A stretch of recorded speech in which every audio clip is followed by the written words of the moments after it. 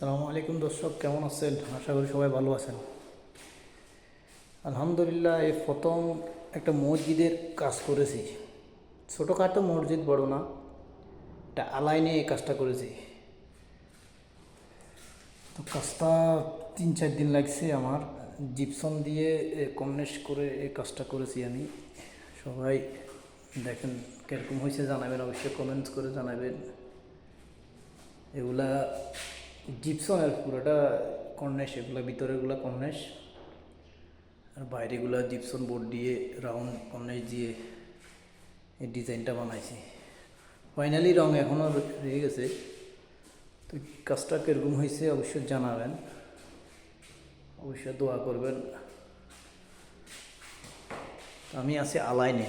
এটা হলো আলাইন। আলাইন একটা মরুভূমি বলতে গেলে চলে। জায়গাটা খুব সুন্দর, খুবই সুন্দর এক জায়গা। শেখের বাড়ি দেখেন, এই সুন্দর জায়গাটা। তো সবাই দোয়া করবেন ইনশাআল্লাহ।